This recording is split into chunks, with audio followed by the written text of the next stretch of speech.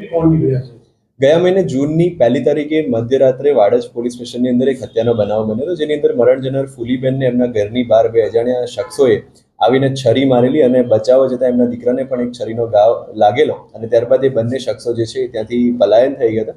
આ બાબતે વાડજ પોલીસે મર્ડરનો ગુનો દાખલ કરેલો અને એની અંદર તપાસ તજવીજ ચાલુ હતી. જે શકમંદ હતા એમની પૂછપરછ પણ ચાલુ હતી, પરંતુ હત્યાનો જે ઉકેલ છે જે મળી નહોતો રહ્યો. આ બાબતે ઝોન 1 LCBએ ટેકનિકલ એનાલિસિસ કરીને વિસ્તારના જેટલા પણ ટાવર ડમ્પની અંદર નંબર નીકળેલા એવા ટોટલ 400 જેટલા શકમંદ નંબરોની તપાસ ચાલુ કરેલી. આ દરમિયાન LCBના હેડ કોન્સ્ટેબલ મયુરધ્વજસિંહને એક હકીકત મળેલી કે આ વ્યક્તિએ આ પ્રકારની વાત ક્યાંક કરી છે. એના આધારે LCBએ જે ટાવર ડમ્પ એનાલિસિસ કરેલું એ ટાવર ડમ્પ એનાલિસિસ CDRના આધારે બે શકમંદ ઈસમો જેનું નામ રાહુલ ઉર્ફે ચાંદો અને પંકજ ઉર્ફે પ્રદીપ, આ બંને આરોપીઓની LCBએ ધરપકડ કરી અને પૂછપરછ કરતા બંને આરોપીએ કબૂલાત આપેલી. બનાવનું કારણ એ છે કે રાહુલ ઉર્ફે ચાંદો જે મરણ જનારના ઘરથી 3 ઘર દૂર રહે છે, એને પૈસાની જરૂરિયાત હોવાથી અને આ મરણ જનાર સ્ત્રી પાસે એના શરીર પર સોનાના દાગીના આરોપીએ ઘણીવાર જોયેલા હોવાથી એ બંને સાથે મળી અને આ બેનને લૂંટવાનો પ્લાન બનાવેલો. જે આધારે 1/6ની રાત્રે બંને આરોપી સાથે હતા, જેમાં રાહુલ ઉર્ફે ચાંદો જે એમના ઘરની નજીક રહે છે, એણે એના મિત્ર પ્રદીપ ઉર્ફે પંકજને લાંબાથી બોલાવેલો. બંને જણા સાથે હતા.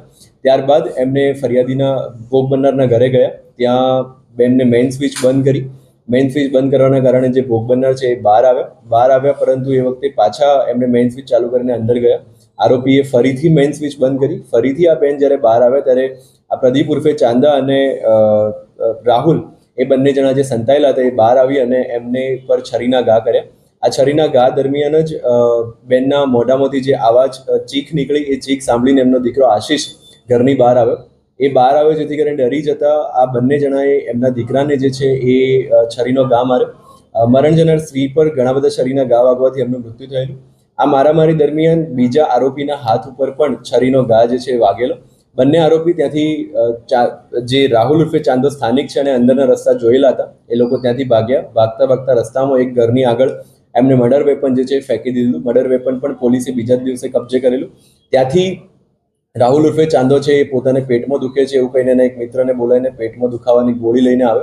મીનવાઇલ એની વાઈફનો જ્યારે ફોન આવ્યો કે આપણે ગલીમાં એક મર્ડર થયું છે, ત્યારે એ પેટમાં દુખે છે એમ કરીને દવા લેવા આવ્યો છું એવું કહીને રિટર્ન આવે છે અને રિટર્ન આવીને ઘરમાં જઈને સૂઈ જાય છે અને બીજા દિવસે નીકળી જાય છે.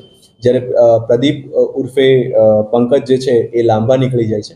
અને આ પ્રકારની કબૂલાત જે છે એ બંને લોકોએ આપી છે અને જે પણ પ્રાયોગિક પુરાવા મળ્યા છે એમની સાથે તમામ આ હકીકત બંધબેસતી નીકળે છે.